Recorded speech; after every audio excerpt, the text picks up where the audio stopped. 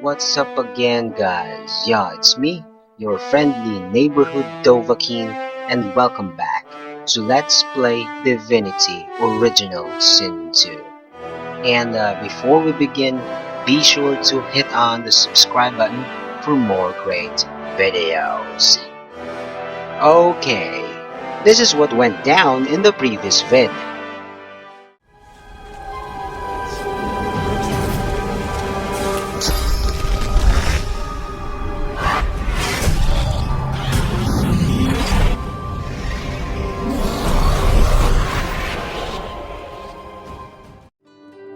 You think back on your journey here, on all you have seen, on how the Magisters hunted sorcerers who committed horrible crimes, and purged sorcerers who only tried to heal the sick.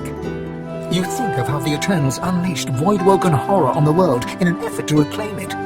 You look at the source around you. You know that within your reach is divinity. You think of what you could do with such power. Seeing the vast quantity of source in front of you, you think you should be able to handle a couple of Voidwoken. You think of your personal problems. It's time to make a choice that decides the fate of Rivellon and of you. Where do you stand? After all that you have been through, and all that you have done, all that you have become, the Oteran lies in front of you. Divinity is yours to take, or to sacrifice. What you do next decides your own fate and the future of the world. What shall you do with divinity? But before I reveal my choice, a few words first. Besides being the conclusion of my Endgame arc, this is also my series finale. And I can't believe that I was able to produce 75 episodes in a span of 1 year and 5 months. Well, it took that long because I'm sure you know that for this series, I only publish one vid per week. Anyway, as per the final act, I entirely covered it in 20 episodes, this included. And I enjoyed every moment of creating each one of them vids, cause it is, up until this last one, a constant learning process.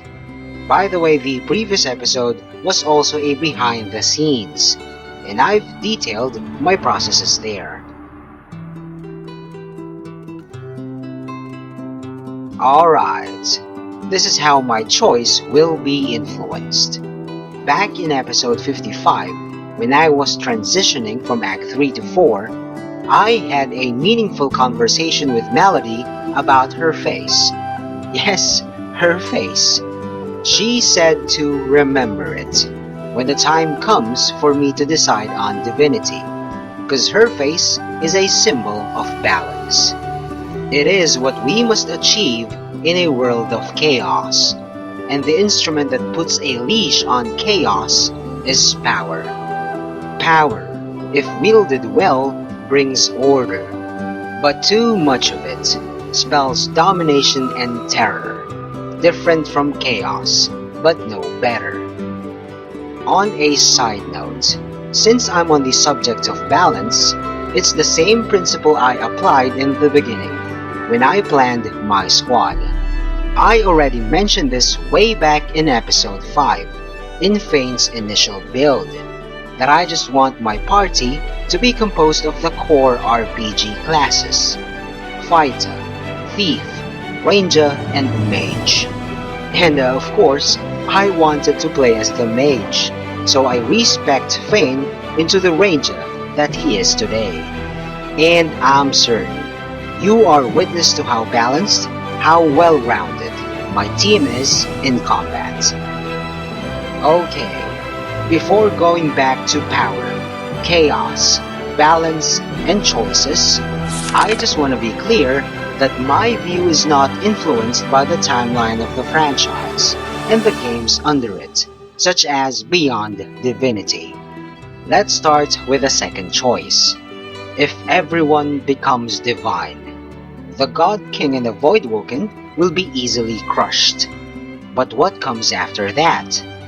Man is naturally greedy, and when I say man, I meant all the mortal races collectively. Since everyone has too much power in their hands, and greed is something that we're all born with, plunging the world back into chaos among ourselves is inevitable. Now on the third choice. This was Lucian's cause, returning the source of the world back to the Veil, to seal in the God King and the Voidwoken forever in the Void. And it is the ideal choice, because it will end the Voidwoken war without further bloodshed. But again, what comes after that? This choice on the other hand denotes the absence of power. And without power, you guessed it right, chaos takes over. The divine is a symbol of unwavering power. It is the instrument of order that keeps chaos in check. And though there's a war, having a divine at the helm brings balance to the side of Rivellon. This is where Lucian failed. He got tired of fighting and thought of another way. That's why he was a defective divine. And as I've said previously, we are nothing without our stories. War brings out the best of stories. Tales of struggles, defeats, the fallen, heroes and victories. And that is my choice. Replace the old defective divine. Henceforth, long live our stories.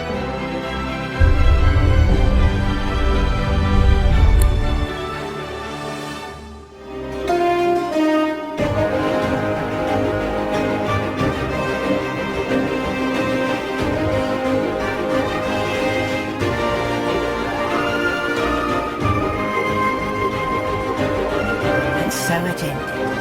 A tale that began with my own ill-fated attempt to rid the world of the goblin.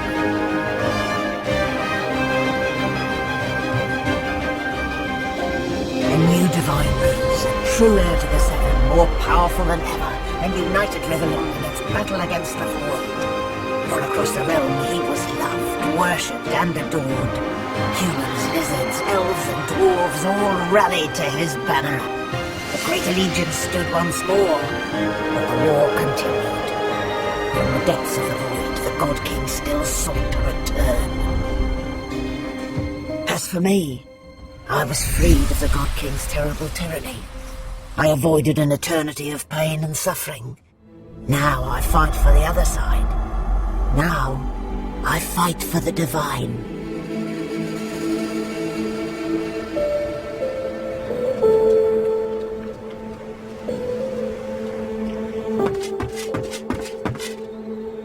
Melody stands tall and proud, sunlight sparkling off her mask. From here she looks almost angelic. Well, here we are again.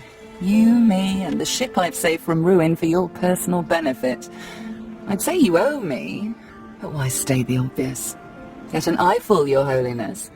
I expect it's the last we'll see of each other for some time. She turns to you, arms crossed, and grins. Look at you. Magnificent. Actually, I've never looked better. Except for one small thing. She fingers the mask covering her face. For a moment it seems as though she's about to remove it, but instead she places a hand on your shoulder. We've come a long way together. I did my best by you all the way. I sacrificed much. But I'd give even more to see you become exactly what you've become. Soon, I'd like to have a little chat about something you can do for me. But I believe that can wait. Relax. Enjoy. I certainly plan to do the same. Oh, I don't know, around and about. Treat myself to some mead, a lover or 300. I'd say we've earned it. And when the time comes, I'll come find you. Your Holiness.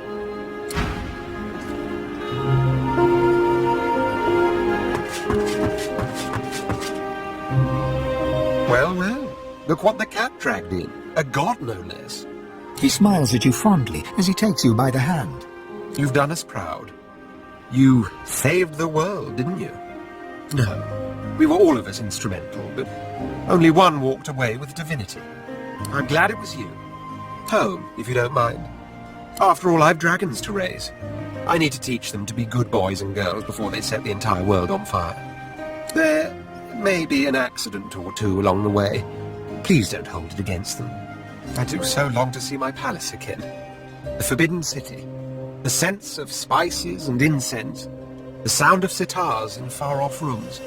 To sit all day in perfumed shade and watch the white of the marble change with the journey of the sun. But above all, I long to be with Sadha. Long to finally have the time to love. Oh, but before you go, remember how when we first met, I took you by the jaw to inspect your teeth? Not something one forgets in a hurry. Now, if you recall, as per your own testimony, you can cook, but alas, you lack a sense of fashion, and you've little or no regard for personal hygiene. Far from ideal. Still, I'm nothing if not a tolerant man who believes in individual growth. I'm sure the journey taught you much. As such, I'd like to offer you what I denied you before, the opportunity to become my slave. What say you?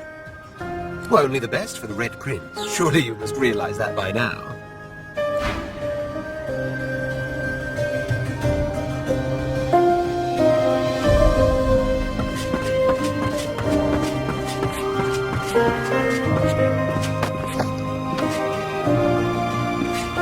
Beast's spirit barely responds to you.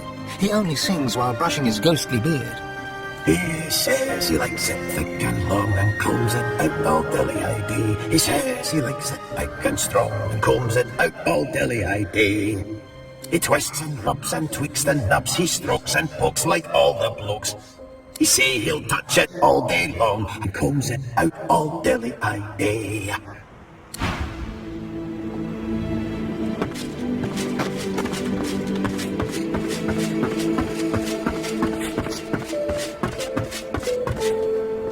The ghost of Losa hums a soft tune, barely audible. She smiles as you pass by.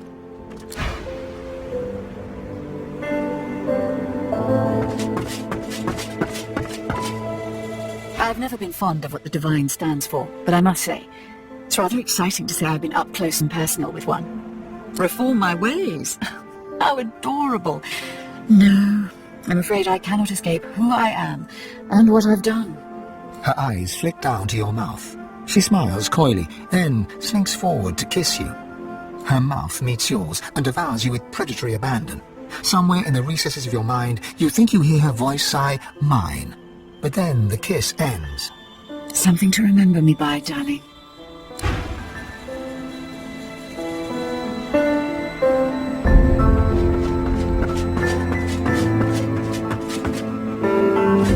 Darling, there you are. Come, let me take a look at you. I've never known a god before they became divine. I was curious if it would have changed you. She gives you a long, assessing look, but makes no immediate comment. Really? She paces around you like a cat, looking you over.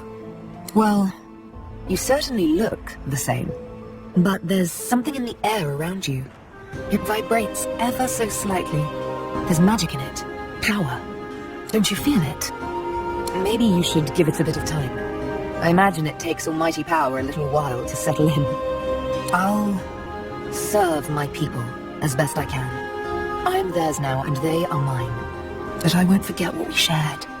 I'll never forget that. We love each other after all. A kiss, and oh, how sweet she tastes. Let's do good.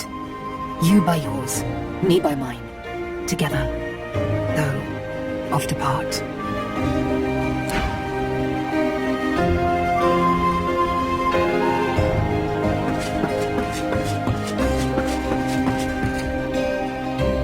Fane is reading a volume of Cranley Hubert's famous encyclopedia. He leafs through it slowly, muttering to himself. Interesting. His eyes stay fixed on the book as you approach. Fane looks up, his gaze carefully drinking you in. Fascinating. The power of my people. The power of the Veiled. All in one delicate mortal shell. Who could have imagined? I don't doubt it. The skeleton looks back to the book. You can feel the grief radiating from him. I can't help thinking that I could have saved them. That I could have done something. Right. An interesting concept. You creatures talk about right and wrong as if they are carved in stone somewhere for all to see. No. I made a choice. And I shall live with that choice until the end of days. That doesn't mean I cannot mourn them, though. They deserve that much. The skeleton hefts Hubert's dog-eared encyclopedia, its weight heavy in his hands.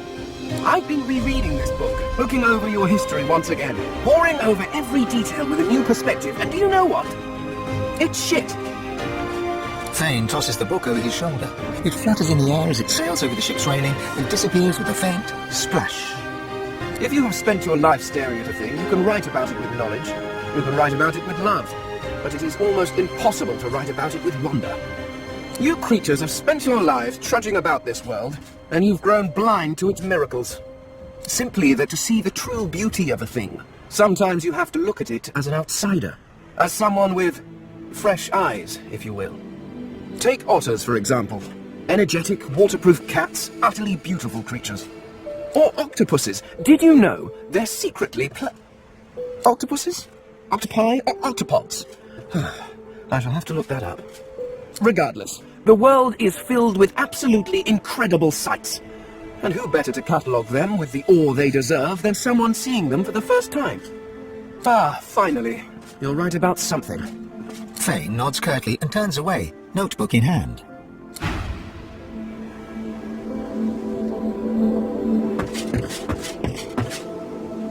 It gives me almost as much pleasure to speak to you as it does to be whole again.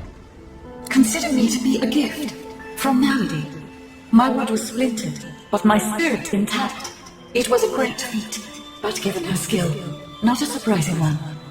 I will always be an ally to those that carry swords, to those whose blood is of the heroes of old, and so, as always, I am at the ready. You look out to the endless beyond. The sun's light plays upon the waves, just as it always did. The sails flutter in the wind, just as they always will. And yet, something is different. You are different. And with a start, you realize where you must go next. You speak the command to the Lady Vengeance, and another chapter begins. War raged on.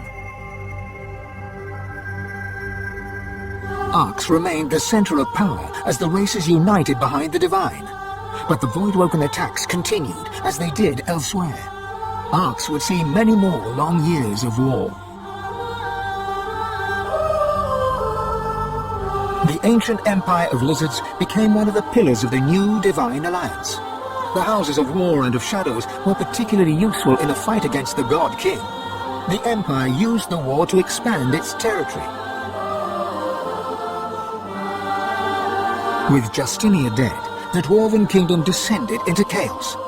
But although they did not join the Divine Alliance, many joined the fight against the Void, and did their people great honor in battle and in death.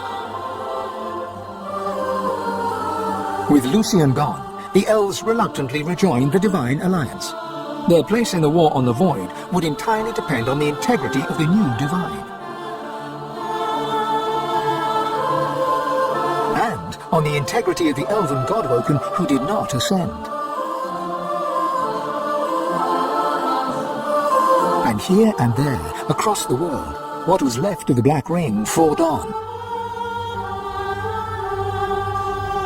The island of Fort Joy remained a sorcerer's paradise, a place of exile for those whose sorcery threatened to bring in the Void. For their well-being, its residents depended entirely on the benevolence of the new Divine. Reaper's Coast struggled on. The farms and officials fought to feed the people against the Voidwoken blight.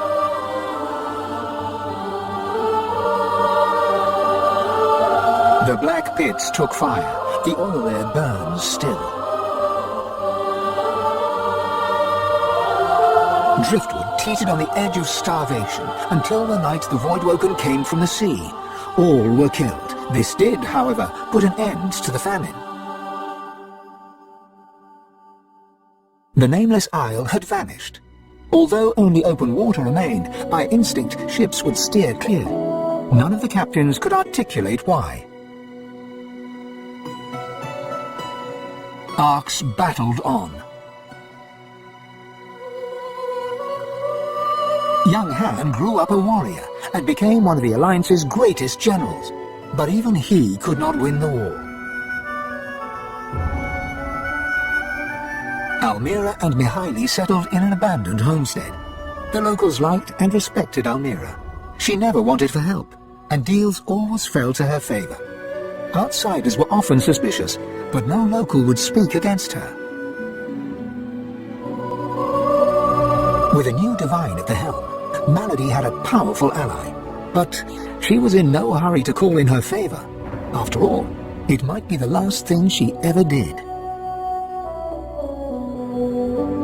Having performed the greatest act of necromancy in history, Tarquin found the new world unchallenging.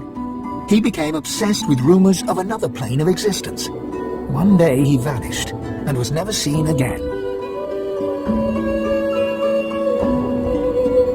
Ahu the wizard served the new divine with honor, wisdom, and an at times unnerving feline elegance.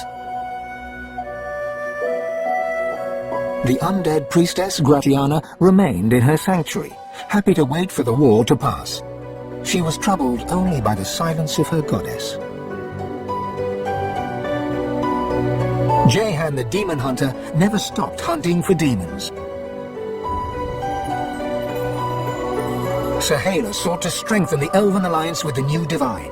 Her powers of sight proved useful in the ongoing war against the Void, but she could never be sure that the new divine trusted her. Tova, her mother, was Sahela's most trusted warrior.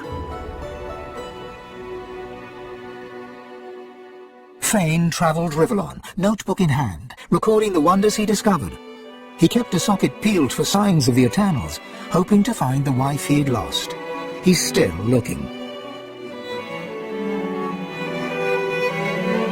As the new mother, Sabine found a great forest and founded a new elven homeland. Elves flocked to her and worshipped her as a goddess. Sabine swore never to kill again, but once in a while she'd look at her needle and smile. On his return to the Empire, the Red Prince was hailed a hero. He married Sada, and they had many more dragons. Soon, the prince became the Emperor. Faced with dragons, the Void did not gain the upper hand in the Empire. And then there was you. For how much of this do you take credit or blame? And what kind of divine were you as the world battled on? Did you show mercy or strength? Did you sacrifice others as Lucian had done? Did you regret becoming divine? Should you have given your soul and sealed the veil? Only you know the truth. Only you know if you atone for your sins.